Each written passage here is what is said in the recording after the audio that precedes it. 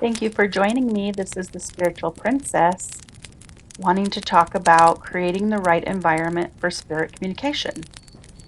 I know I've talked about what spirit guides are, ways to connect, but I haven't spoken about creating the right environment. Any medium or psychic medium understands how important this is, and this is why. Before you begin to speak to your guides, angels, or loved ones, you have to be in a suitable space and mindset to connect with them.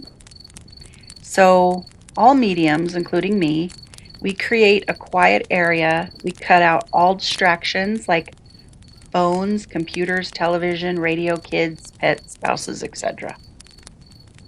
And sometimes you might have to even hang a do not disturb sign on the door if you want to be left alone for meditation. I've, you know, had candles or incense. I wear comfortable clothing, soften the lights, or whatever helps a person unwind. The goal here is to get relaxed and in a very positive state of mind. The one thing you can't do as even a medium is if I'm upset or stressed or emotionally shattered, there's no way you can connect to the spirit world. You just can't do it. And that's why if something really upsetting happened to me, even as a medium, I wouldn't be able to connect with my guides very easily because I would be too upset, and that just can't happen. A medium has to let go of everything bothering them so we can sense, hear, feel any messages coming through. And plus, all mediums must properly open up to make a safe connection and protect themselves before we can deliver any kind of message that would impact another person's life. And as a professionally working medium, I definitely don't do readings if something has happened in my life where I'm preoccupied with thought. If I tried to read that energy, it just wouldn't happen. And that's unfair to do to a client or even myself. So that's why I get annoyed with people who assume that mediums are always on and we should be ready to give people information at the drop of a hat. It doesn't work like that. And I blame popular television shows because they make it seem like a medium is always open to providing messages in public, but it doesn't work that way, at least not for me.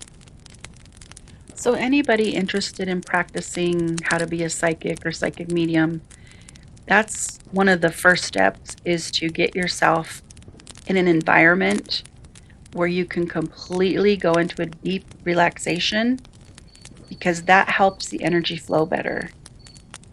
And it also helps if you don't have a full stomach. And I don't know why it is, but it's so much easier to connect with spirit when I'm on an empty stomach. And I've heard that from other mediums as well. So I asked my guide and they said it has to do with when we are in a full stomach or we've eaten, that energy is being used up to digest our food. So it's harder to make a connection. I mean, I have, but I just noticed for myself, if I haven't eaten, it's so much easier for me to connect with spirit because I'm just letting that energy flow. So here's a couple questions that I can share and what my guide said. First question is, how do I find out if I have psychic abilities? I often see things in the corner of my eye and wonder if I have those abilities. So my guide said, most people have some intuition or sixth sense, but if you truly desire to use these gifts to help others, and you find that you want to develop and learn more, that's all you need to begin. It's just having the intention. Some senses might be stronger and easier to develop than others, which is what I talked about in the Claire senses in one of the other videos. You kind of have to know what those are and build on those. Some senses might be stronger and easier. Each person needs to figure them out for themselves. So Anybody who's had a near-death experience can connect to the spirit world more deeply since they have experienced transitioning to the other side and then returning. And in fact, I did have a near-death experience when I was young. So that probably made my ability a little bit stronger. Let's see.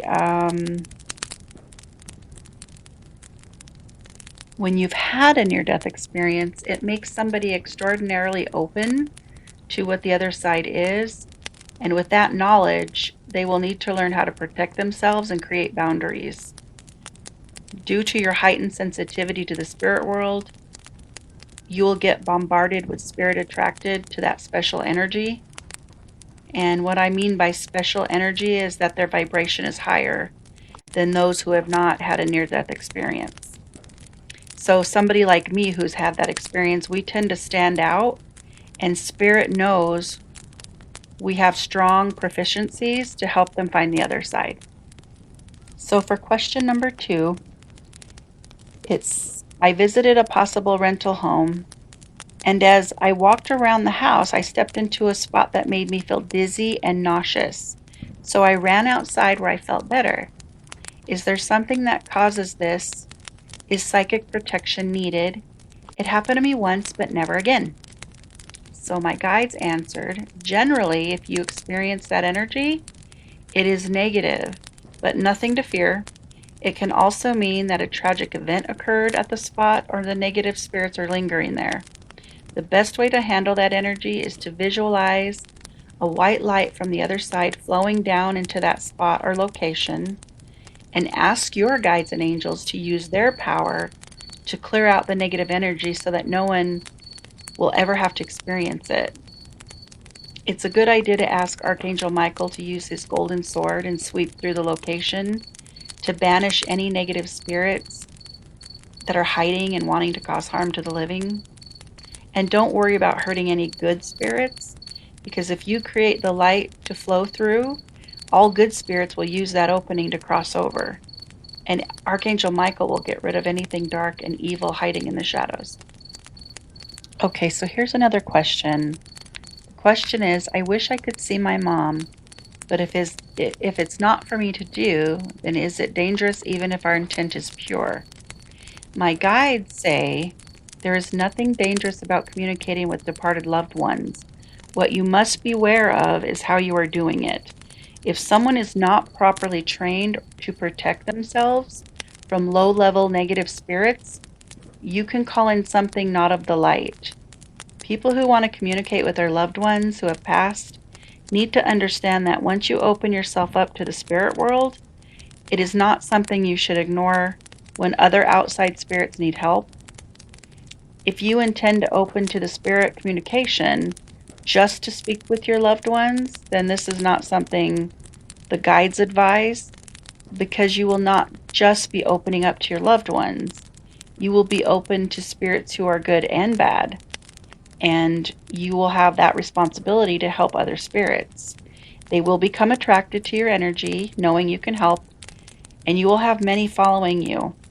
So it shouldn't be treated as a game or just for like your behalf and your benefit, just to speak to your loved ones. I'm going to share a video on how to cross spirit over, but once you start that process of learning, you will be followed constantly. And so one of the most important things about having this gift is that it's not a game and it should be taken seriously. Becoming a medium is a life of service. So if you can ask yourself the question, why do I want to do this work? If your answer is anything besides, I want to help the dead and the living find peace, love, and healing, then mediumship probably isn't for you. When we accept our abilities, it becomes this authentic life of service, and we help spirits and the living attain peace, love, and healing. My guides say a strong psychic medium first needs a strong base in faith, specifically in God and the angels. Without that strong faith-based belief system or thinking, negative spirits can come into your realm, which can cause chaos in somebody's life. But once a strong spiritual belief has been established, working with higher vibrational beings such as angels and spirit guides, it becomes easy. Knowing that God is there and sends his legions of angels to help everyone who asks for that help make the psychic medium much more powerful. As someone who has taught psychic development, I come across students of all ages who will embrace their abilities, but as soon as they encounter negativity or begin to have anxiety, they immediately want to cut it off out of fear. So, one thing to remember is that once the medium becomes advanced in development, you will feel confident enough to handle pretty much anything. Even the nasty negative spirits don't scare you. They don't seem so overwhelming or scary anymore. You just have to know that because you're living and you work with God and the angels, you are protected and strong. But this work should never be about feeding somebody's ego or treating the abilities like a parlor trick to impress friends, strangers, or family members. And I've seen it happen. It is not good to have that mindset of, hey, everybody, look what I can do. I'm special. Mediumship should never be treated that way. And setting proper boundaries with spirit is important.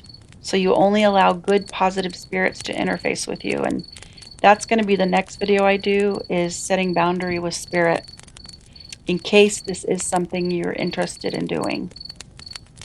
So I hope I helped. Besides creating the right environment, hope that helps give some information for anybody interested, and look forward to other videos if you're interested. Take care. Love and light.